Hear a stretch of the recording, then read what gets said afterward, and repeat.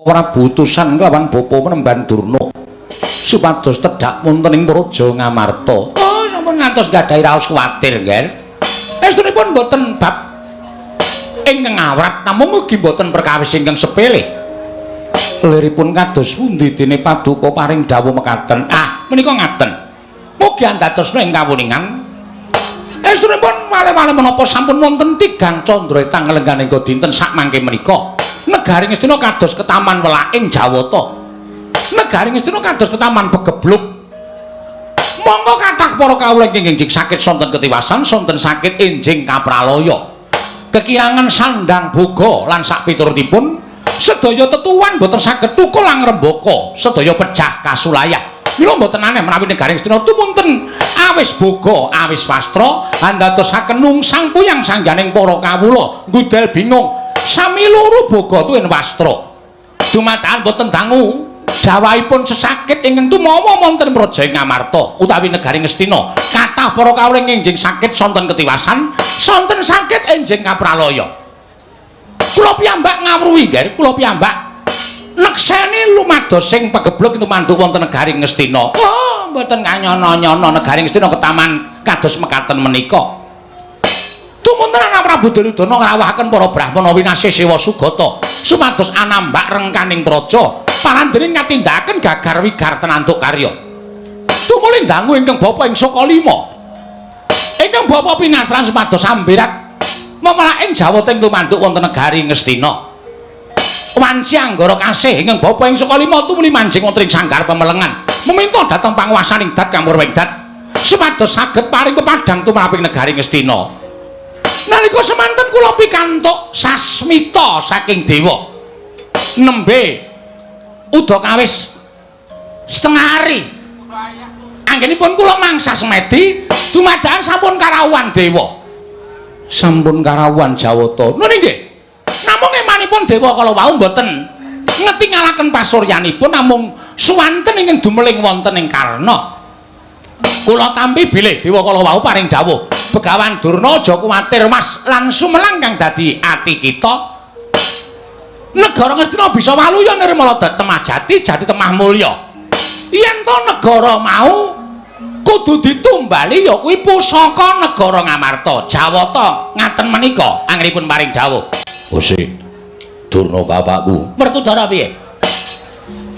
Mestine yen dewa paring sasmita marang titahe mesti dewa mau nepungake dheweke iki dewa saka ngendi lan jenenge sapa bawisike sapa adat lupya sing wis kelakon kaya ngono kuwi ra adat lupya sing wis lakon iki ora patiya kelakon kok Werkudara. Dadi dewa mau pancen ora ngetokke awake ora ngetokke salirane mergo tak sawang nalika aku entuk sasmita Durna jugara nggonmu tapa aku mengongi wae mengonengen ewadene sepa sepi sepen suwung ora ana sapa-sapa. Tumuli aku tingkem netraku tumuli dewa mau nerusake nggone paring pangandikan. Paring pangandikan piye? Negara Ngastina bisa waluya nirmala temajati jati temah mulya yen to tinumbalan pusaka negara Ngamarta telu cacahe. Pusaka negara Ngamarta telu cacahe kuwi jenenge apa? Siji tumbak para welang, loro payung tunggul naga, telu pustaka jamus kelima sada. Monggo kuwi pusaka negara Ngamarta. Lah Ger, sowanipun ing bapa ing Sukalima wonten negaring Ngamarta dinten sak mangke menika wonten Sukaliraning penggalih Paduka anak Prabu Ngamarta kepareng paring ampil wujuding pusaka tiga. Inggih menika tumbak kara welang, payung tunggul naga, pustaka jamus lan jimat lima sada. Durna bapakku. Werkudara piye? Payung tunggul naga, tumbak kara welang kuwi pusaka sing ora nate pisah karo para Pandhawa. Ujaring para sepuh ujaring para pinter padha nyebutake yen Pandhawa kelangan pusaka telu kuwi paribasane pepes bayu kang tapis. Pandhawa ora duwe kekuatan yen nganti pusaka telu kuwi mbok nggo tumbal ning negara Ngastina tegese pundhul Pandhawa bakal kelangan pusaka. Yen Pandhawa kelangan pusaka wong sing ora seneng karo Pandhawa bakal gawe cintrakaning Pandhawa angel mijet wae ngranti suwe banyu sinaring. Monggo kowe paring dawuh yen pusaka telu mau mungkin arya tumbal ning negara Ngastina. Bener sing jeneng dinggo tumbal kuwi dipendhem. Bener tegese pusaka ora bakal bali marang negara Ngamarta. Kosek Werkudara, nek le mendem suwe iki iso ilang. Nek kowe le mendem ing sawetara sedhela wae, dipendhem ana ing alun-alun negara Ngastina, mung menyang wis pegeblok kuwi mengko sirep-rep. Kawula tentrem tumuli didudah meneh. Sawise didudah, tumuli bakal tak aturake kondur marang negara ing Ngamarta.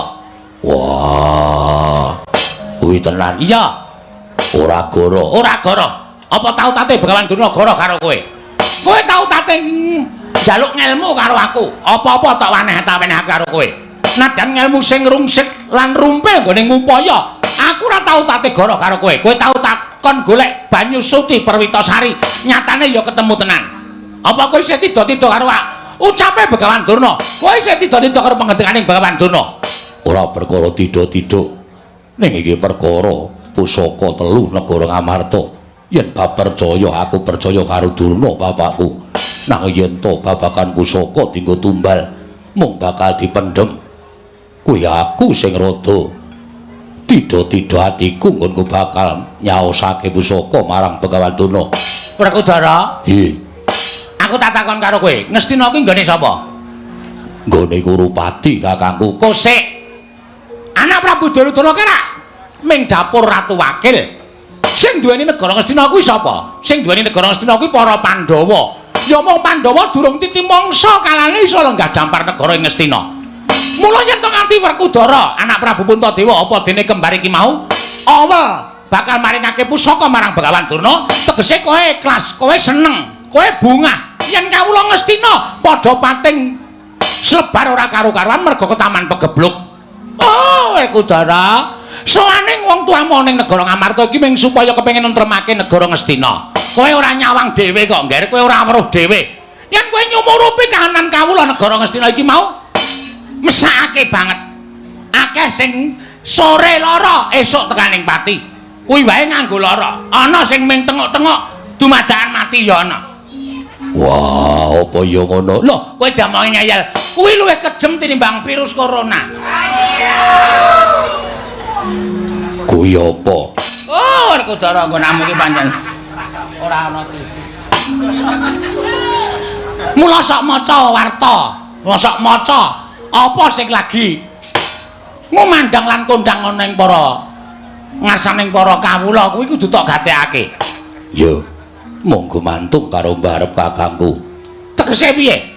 Yen mbarep kakangku maringake, aku ya ming manut. Nah yen mbarep kakangku ora maringake sing gedhe pangapuramu, aku ya ora bakal nyaosake wujude pustaka Jamus Jimat Lima Sada tumbak karo welang yang lan payung tunggul naga.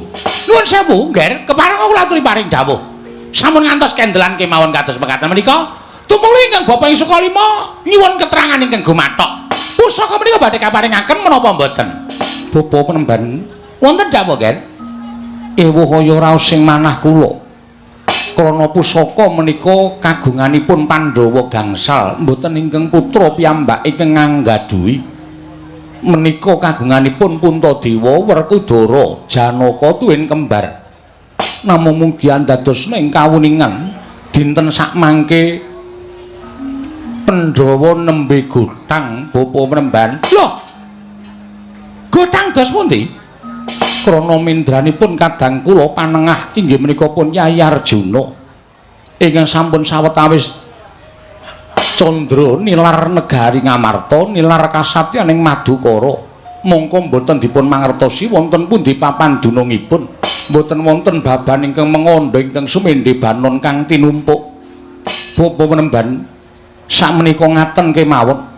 Bapa Penemban kula aturi anguk madosi wonten pundi lenggahipun kadang kula pun Yayi panengah. Mangke menawi Yayi Arjuna sampun pinanggih kula badhe nyaosaken pusaka tetiga. Lho, Janaka menika kesah? Inggih kasinggihan mekaten Bapa Penemban. Oh, lole. Ora pisan ora pindho Janaka ki mesti ninggal praja, ninggal kasatriyan. Monggo tanpa pamit. Wis dadi watake Janaka. Ning ora kaya sak gedhagan iki. Yen to Janaka nggone lunga saka negara Ngamarta, etunge wis ana sak candra ketulungguhan iki. Monggo anggere lunga seminggu lunga. Sesasi eneng omah mengko 3 sasi lunga meneh. Wah, mula Durna bapakku. Gandeng kowe pendhita iso golek tamba tumraping negara Ngastina sing ketaman pegebluk. Mestine kowe uga bakal ngerti nyinang endi dununge Janaka. Ora Kudara? Nggih. Nek kowe mau matur kaya ngono, Janaka wis ketemu wingi awan. Apa iya ngono? Lho, bapakmu Begawan Durna iki pendhita ingkang buntas kawruhe sithik paningale. Mula kowe yen takon karo Begawan Durna babagan Janaka menyang endi? Iki dadi syarat srana nggon bakal mboyong pusaka telu. Iki wis bener. Merga sadurunge aku munggah ana ing kedaton negara Ngamarta iki janjane aku wis mikir. Lho, Ngamarta kok kaya koncatan Yoni? Ngamarta kok kaya koncatan Kekuwung, kaya peteng dedet. Saka pitunganku Ngamarta mesti lagi godang tegese salah sawijining para Pandhawa mesti lagi lunga saka negara Ngamarta. Lah, bener. Janaka lunga saka negara Ngamarta. Yen pancen ngono, Durna bapakku ngerti menyang endi dununge utawa lenggah adiku lanang Janaka. Oh, yen kowe takon karo aku kuwi wis pas. Wis cocok, wis memper. Yen pancen wis pas, wis memper, wis cocok. Durna bapakku paringa dawuh, Janaka mapan menyang endi? Mengko aku sing bakal ngajak bali marang Praja Ngamarta. Nah, nganti tekan dina iki aku urung ngerti Janaka menyang endi. Wah, aja wah, kowe aja pangling karo apa sing tak. Aku mesti sok kaya ngono kuwi to, ming bebeda atimu Werkudara. Sejatine aku ngerti. Janaka menyang endi? Janaka kuwi menyang jagat lor. Janaka menyang jagat lor. Jagat lor kuwi opian. Mengko yen kowe nang jagat lor ora ketemu Janaka, kowe ngidul. Engko nek ngidul ora ketemu Janaka, kowe ngulon. Nek ngulon ora ketemu Janaka, kowe ngetan. Nek ngetan lor kidul wetan ora ketemu Janaka, jagat iki diubengi. Mesti bakal ketemu Janaka. Wah. Kuwi wangsulane bocah cilik. Pancen aku isih cilik. Aja kaya ngono. Wangsulana. Yen perkara kudu nemokake Janaka nuwun sewu, Gen. Nuwun sewu. Manah kula nembe kebak. Kebak kados pundi Bapa Menemban? Inggih kula nanggen kula menggalihaken kawontenan negari Ngastina. Namung ngaten kemawon. Sakmenika dipun walik kemawon. Dipun walik kados pundi? Kersa ta diwalik? Kersa Bapa Menemban. Sakmenika dipun walik kemawon. Dipun walik kados pundi? Pusaka kula beta rumiyin 3 cacahipun tumbak para welang payung tunggul naga pustaka Jamus Lima Sada. Samangke badhe kinarya tumbal wadaling Praja Ngastina. Menawi Ngastina sampun ketingal padhang, kula ngunduraken pusaka sinambi kula gandeng tangani astanipun anak kula pun Janaka sowan wonten negari Ngamarta. Menawi ngantos mrucut aturipun Begawan Durna menika, oh mugi-mugi tetel kabrahmananipun ingkang Bapa ing Saka Lima, Nger. Werkudara. Oh. Bareng tak wis padake raine ora pangling iki rak Bagong to. Wah, caedan. Linyilik sandangane endi? Tak kira nek anakku Gatut. Rama Kyai, mbuh. Bagong kok liya bisa-bisane ing atase dadak nganggo sandangan cara satriya kaya mengkono. Nune nggih. Sewu-sewu kalapatanipun ingkang abdipun Bagong Tadawadana sinuwun. Ya ora dadi ngopo Bagong. Betek-betekipun kula pengin merajakaken sinuwun Prabu Darma Kusuma ngantos kula nyewa sandangan ngenten iki. Iya Bagong, nggih, nyuwun ngapunten nggih. Ora dadi apa? Oh, nuwun sewu, Ger. Menika sinten? Menapa ingkang putra Jodipati? Menapa putra Madukara? Sanes Bapa, mbok menawi Bapa mboten mresani krana saking wingking. Menika pun Panakawan Bagong. Oh, wedhus tenan ora. Tiwas tak apik-apikke ora nganti dehem ngono Nalendra sowan. Oh, jebul Bagong to iki. Wah, lah Penemban Durna barang teng mriki. Oh iya Bagong. Oh, kowe nganggo sandangane sapa? Mboten ngertos niki sandangan Sencaki napa Gatotkaca kula radong. Sing penting kula nggo. Sing wigati kula merajakaken sinuwun Prabu Darma Kusuma. Panakawan Bagong Padararja sapraptamu. Tansah pinanganing kawidadan ring Sambikala.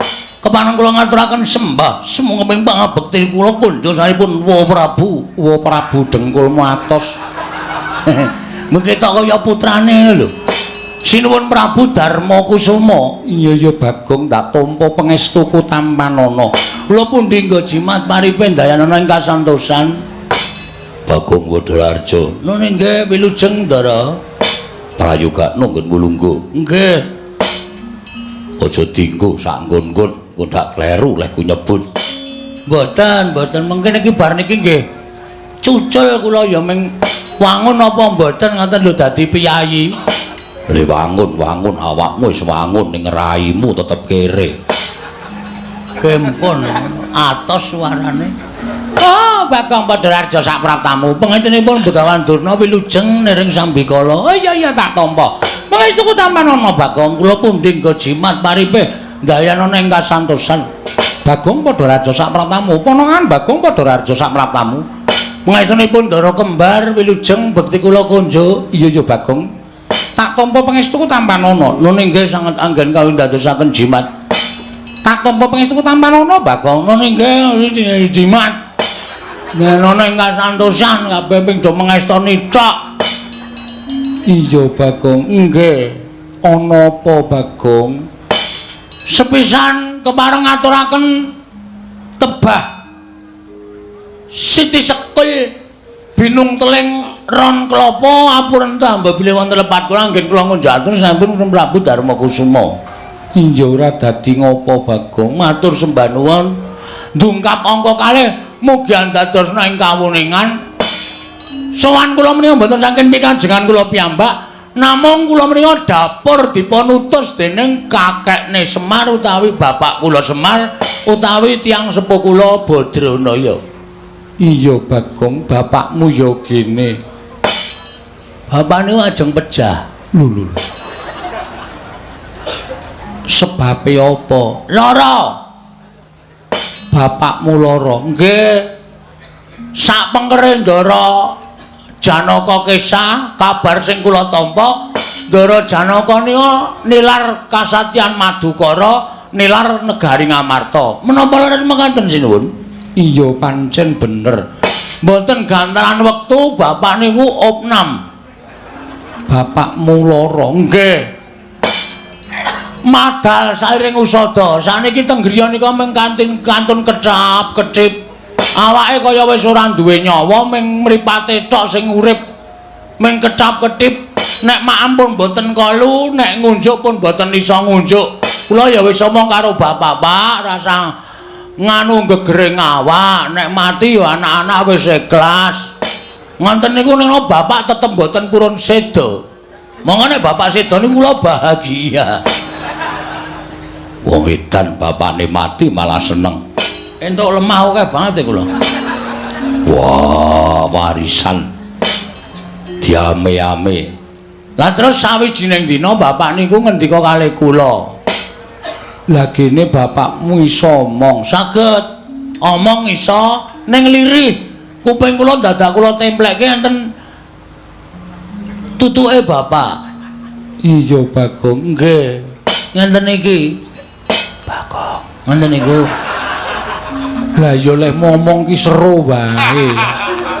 Kok njur kaya bapakmu. Mengke ndak ora padha karo kasunyatan. Merga saniki niku napa-napa niku sok ora padha karo kasunyatan. Upamane piye? Kidul dusun ana ula gedene sak jempol, mengke kabar tekan tengah dusun ana kabar ana ula gedene sak lengen. Mengke tekan lor dusun ana kabar ana ula gedene sak glugu. Kabar kalih kasunyatan mboten padha niku saniki pun lembrah. Iya Bagong, nggih. Ngenten iki. Bagong. Kok wis seru? Ya Bagong. Aku iso mari. Yen kowe nyuwun ngampil pusaka 3 negara Ngamarta. Kula ya semaur, apa Pak? Matur sinuwun Prabu. Puntadewa nek aku butuh pusaka 3 nggo nambani awakku. Pusaka 3 kuwi apa wae? Setunggal. Tumbak. Padha lali iki. Wajilaka iki dadak mulih njaluk keterangan bapak ya mung wirawiri. Tumbak baru klinthing. Karo welang. Nah, tempe karo welang. Karo welang. Tumbak karo welang angka 2 payung mutha. Wah, bature Pandhawa pirang-pirang puluh taun karo pusakane Pandhawa ora apal. Ora payung mutha. Lah payung apa? Pijet payung. Ora. Payung Tunggul Naga. Payung Tunggul Naga kali perpustakaan wilayah. Pustaka Jamus. Lah, pustaka Jamus Kelimasada nedya kula bolong. Bolok boyong. Nedya kula boyong wonten negari Ngamarta, Karang Kadempel ingkang wigati kinarya Jambi Bapak Semar.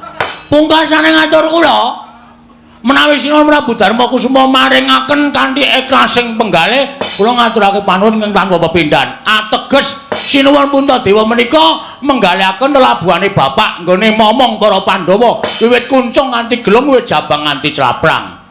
Nek mung diwisuno ngambil pusaka 3 mesti kemawon dipun paringaken ewadene Sinuwun Puntadewa ngekahi pusaka 3 menika. Kula sampun macak cara Gatotkaca. Kula mboten ajeng wedi kalih sinten-sinten, nek perlu kula untir kabeh. Wah, Puntadewa kakangku. Werkudara piye? Aku apal karo Bagong. Yen wis kaya ngene iki dheweke ora iso dienggo dolanan. Ora iso padhake tawon. Dilangin tuku nggo dolanan. Yen muni nesu mesti nesu tenan. Lho niki contone sing wis tau tak ajar. Wah. Sapa? Sapa ta? Aku ki nek omong sok ngawur e. Lha niku nek nesu medeni asli nek nganti sampean boten maringaken tur nggih kula aturi ngemuti nggih Sinuwun. Bapak niku ling abdi karo Pandhawa pirang taun. Pun suwe banget.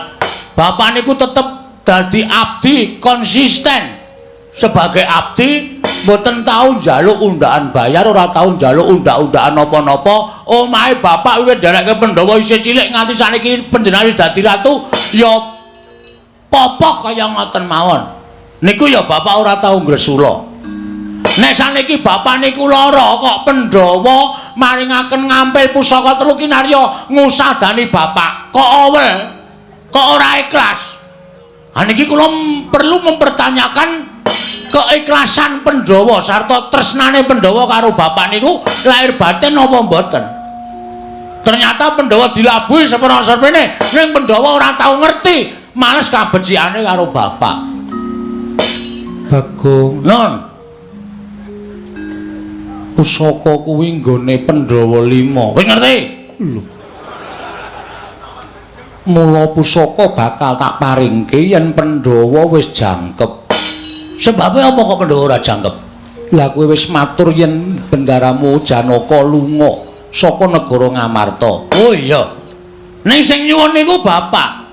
Bapak niku maring dawuh nek aku waras, aku goleki ndaramu Janaka.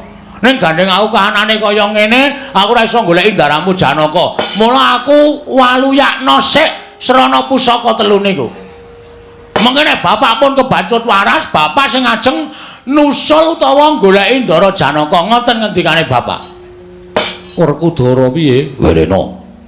Wah, yen Bagong nganti ngopo-ngopo aku ora tanggung jawab. Kowe sing kudu nanggung. Kembar kepiye? Kula aturi maringaken kok Prabu. Kok Prabu aturi maringaken. Bagong menika bocah edan. Menawi ngantos sakmangke mboten pun paringaken geger sampun geger negari Ngamarta. Sinten ing badhe ngendhakaken dhateng pun Panakawan Bagong. Oh. Piye? Anu pripun? Iya Bagong. Pripun paringaken napa mboten? Kusik iki ana perkara. Lho, urung kaya ana masalah.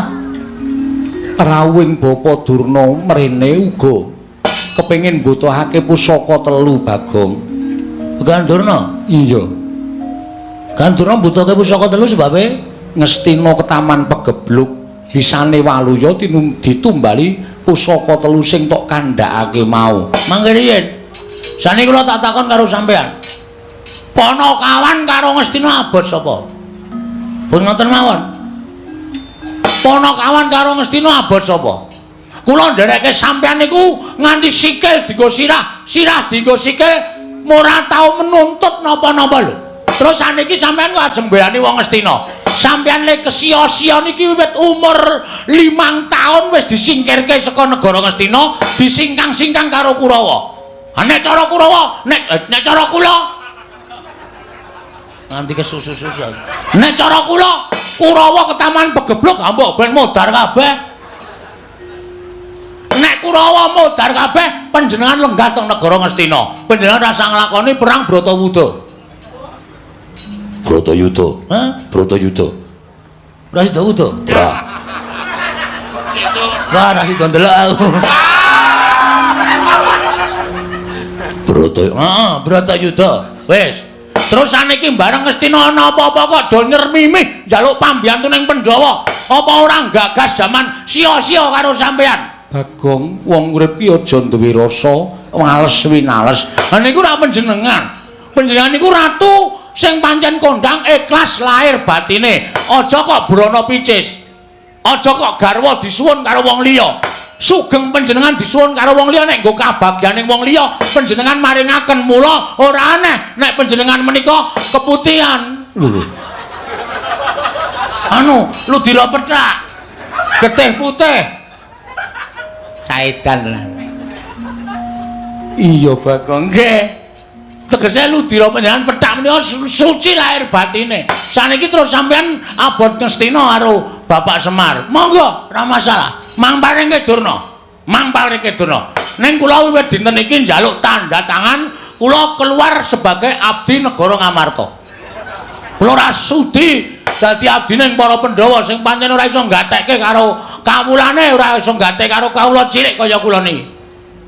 Oh, lho pamunten, Ger. Kula nyuwun pamunten.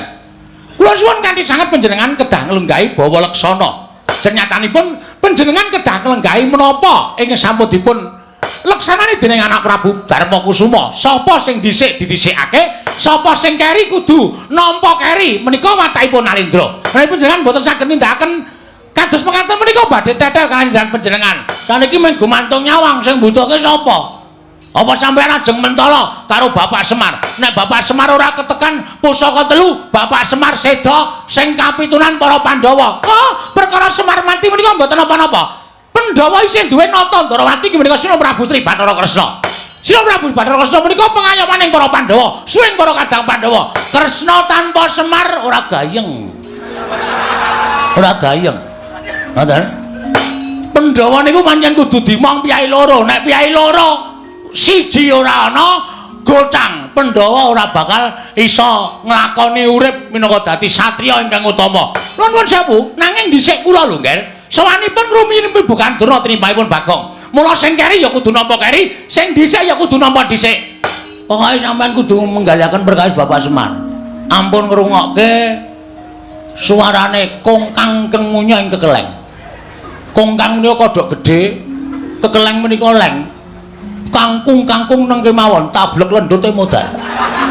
Ngoten mawon mboten sah sampean ngrasake omongane wong sing sanyatane sejatine menghargai cintrakaning para Pandhawa kanthi api-api Ngastina ketaman pegeblok rebut pusaka. Nek pusaka wis karebut tumuli nuwun sewu badhe mejahi para Pandhawa menika angel mijet wae nganti suwe banyu sinaring bus Bagong. Ngapa? Kowe ngecek karo Bagong Durna? Mboten ngecek niku nyatane. Lho, nyatane kowe ndakwa karo aku sing elek. Kula mboten ndakwa. Ning kula menika mung nggunakake ngelmu titen. Lha, nggunakake ngelmu titen. Durna Sengkuni Kurawa niku nek karo Pandhawa asline lahir tresna ning batin sengit. Pun ping pinten sampeyan ajeng renah patine para Pandhawa. Ning nek saiki aku pengen nyuwun ngambil pusaka telu mau, kinarya nambah rengganing kula jeng Ngastina. Ajeng alasan apa kemawon kula iso maca ati sampeyan. Lho, nek ngono kowe ndakwa karo aku, kula ora perkara ndakwa. Ning perkara niki perkara Sinuwun Prabu Darmakusuma ajeng meneke pusaka dhateng sinten? Kula panjenengan ngalah, paringke sampeyan kula kudu ngalah, ora usah nganggo padu. Iki ku nganggo padu merga wis wani karo Bagong Durna. Kowe ngalah. Kowe kere gedibal 17 wong elek ngelok mripat. Semar kae yo mung kere. Semar kae wong ora duwe. Lho, Semar mati ya wis ora apa-apa. Wong sing mati wong ora duwe. Sing mati men kawula. Nggo abrak apa Semar? Semar urip ya men ngebot-boti uripe para Pandhawa. Bagong kok salin koloran iki arep gelut e. Gelut nang nganggo sandangan kasatriyan ki ribet dadak benake kelat bau. Dadak netepke ira-irahan.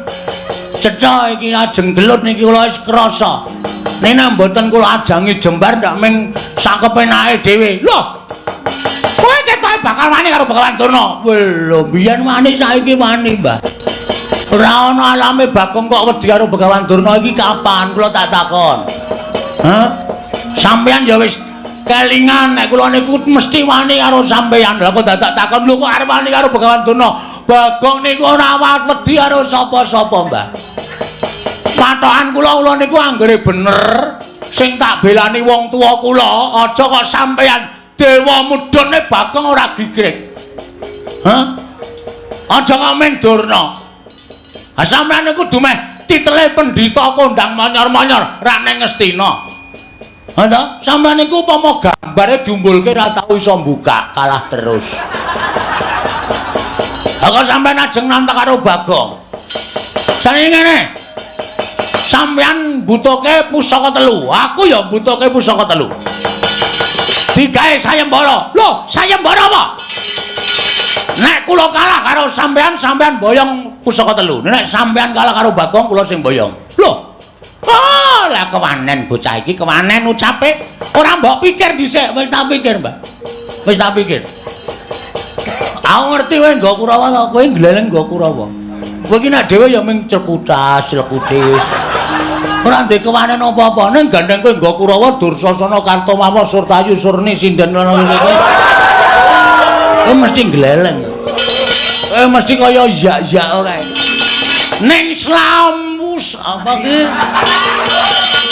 Sasuwene urip Bagong iki dilalah kok ora wedi karo Kurawa. Ayo kruyun. Kruyun. Bagong aja gawe dak-dakan ning pasulayan. Sampeyan meneng mboten? Kene ana sing ngisru-ngisru leh kula nesu, ora nyawang sapa-sapa. Amuk kabeh. Nganggo tata krama ora? Nganggo.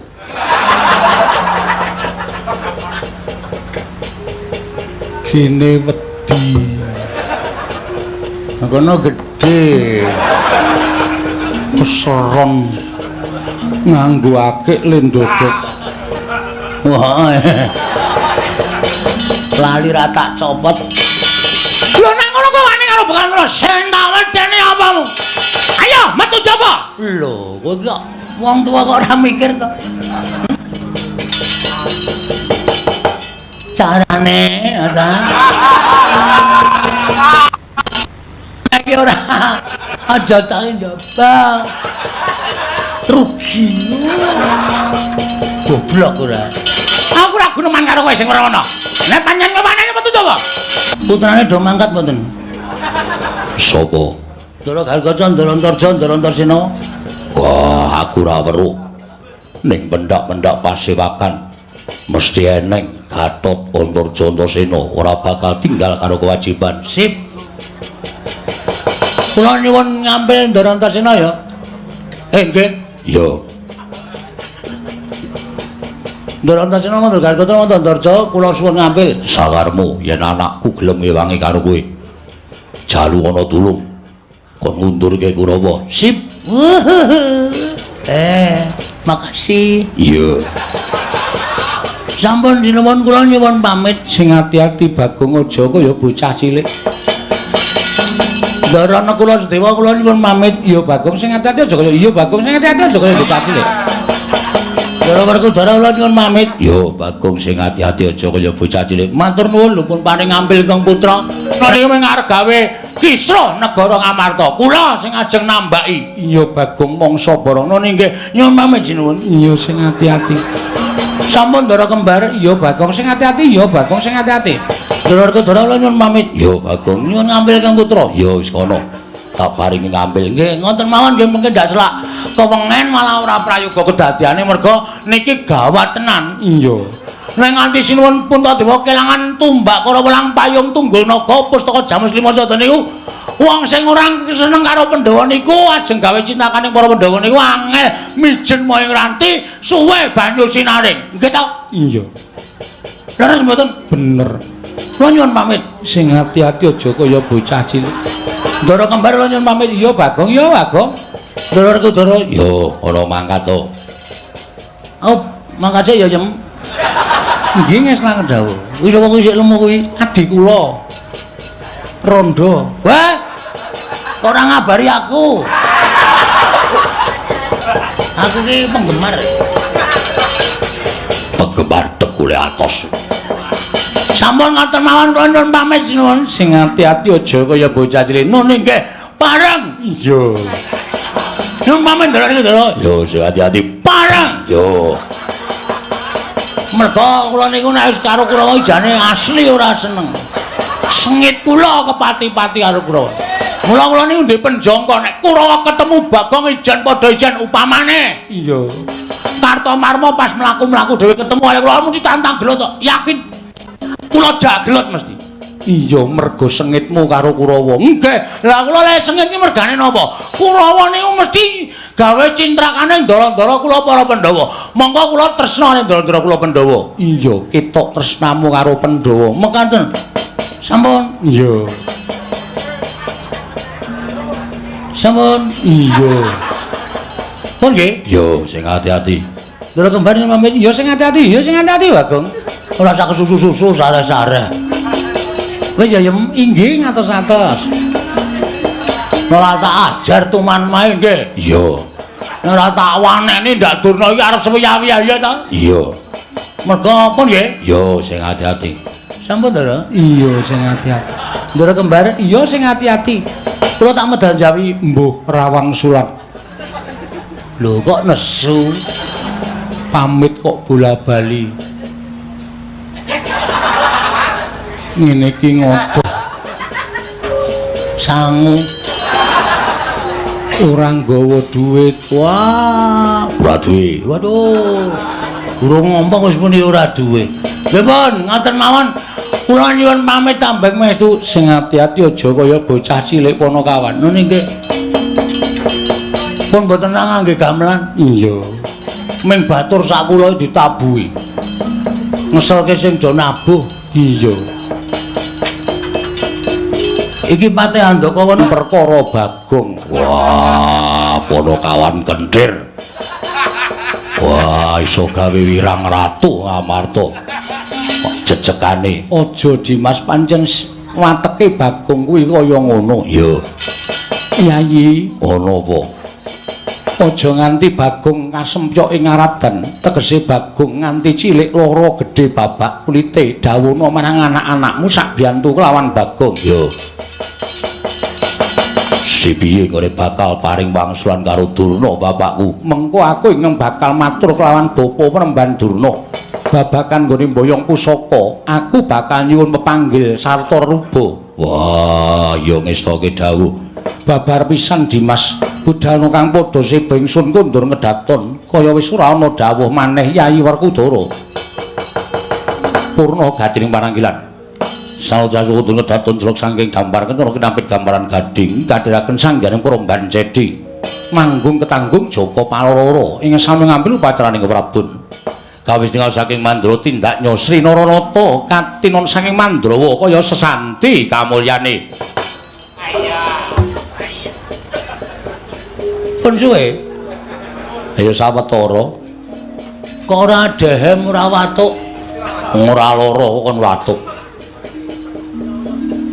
pun ngertos lek kula omong wis terus keputusane sapa keputusan sampean bilani kula mboten Gong non aku kuwi tau tate tok udan nggih aku tau tate tok mong dek cilik biyen ning aku ora kelingan ning kowe tau tate momong aku Gareng ya momong aku Petruk ya momong aku semono uga aku Bagong aku kelingan jaman dijedi ning kawah Condro Dimuka biyen aku capet-capet ketok ana Panakawan sing nunggu aku ning pinggiring kawah aku kula nika HP Petruk wedi karo panas Gareng iki karo Kawat Candra Dimawati kula sing nunggu sampean. Kowe Nggih.